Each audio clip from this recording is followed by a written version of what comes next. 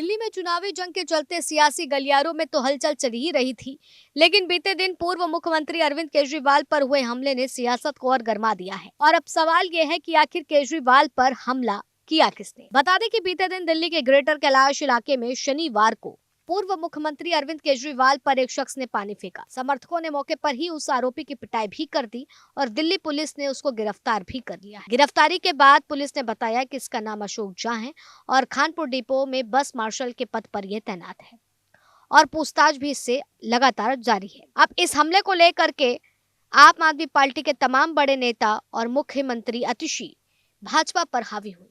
CM Atishi ने कहा है कि दिल्ली का चुनाव तीसरी बार हराने की बौखलाहट भाजपा में दिख रही है, इसी वजह से वह ऐसी हरकत कर रहे हैं। इसका बदला दिल्ली की जनता लेगी और भाजपा को 0 सीट देगी। वहीं दिल्ली की मंत्री सौरभ भारद्वाज ने भी कहा है कि भाजपा नेता सभी राज्यों में रैली निकालते हैं तो उन पर कोई हमला नहीं होता है।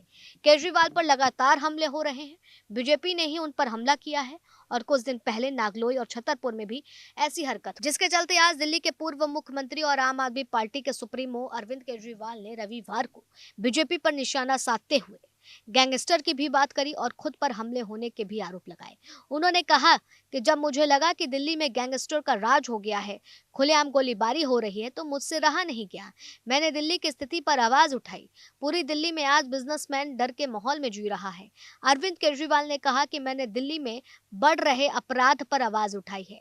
दिल्ली की कानून व्यवस्था केंद्रीय गृह मंत्री अमित शाह के पास है। मुझे लगा कि वो मेरी बात सुनकर कुछ कदम उठाएंगे, लेकिन कल बीजेपी ने मुझ पर हमला कराया। मेरे ऊपर लिक्विड फेंका गया।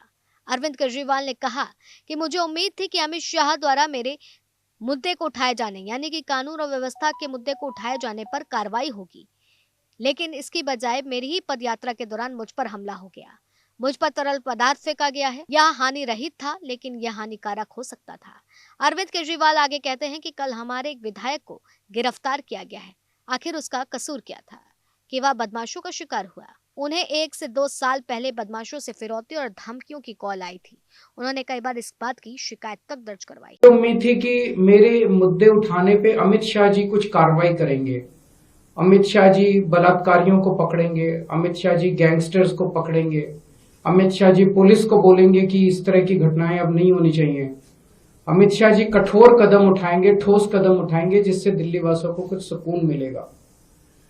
लेकिन इसकी बजाय हमने देखा कि कल मुझ पे हमला करवा दिया गया। मैं पदयात्रा में जा रहा था, मेरे ऊपर एक लिक्विड फेंका गया। वो लिक्विड हार्मलेस था, लेकिन वो हार्मफुल भी हो सकता था। नरेश बलियान की गिरफ्तारी पर अमित शाह ने दिल्ली की जनता को यह संदेश दिया था, अगर कोई कंप्लेन करेगा तो उसके खिलाफ ही एक्शन हो जाएगा।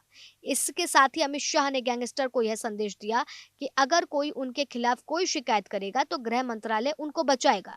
केजरीवाल ने कहा कि अगर हिम्मत है तो अमित शाह गैंगस्टर को गिरफ्तार करें। इस तरह की दोनों पार्टियों में आपसी बयानबाजी देखी जा रही है और इस बयानबाजी के पीछे की असल वजह क्या है और केजरीवाल जो लगातार भाजपा पर उन पर हुए हमले को लेकर के आरोप लगा रहे हैं, उस बात में कितनी सच्चाई है, अब ये तो तब पता चलेगा जब बीजेपी की तरफ से इन तमाम मुद्दों पर जो आज केजरीवाल ने उठाए हैं उस पर प्रतिक्रिया आएगी।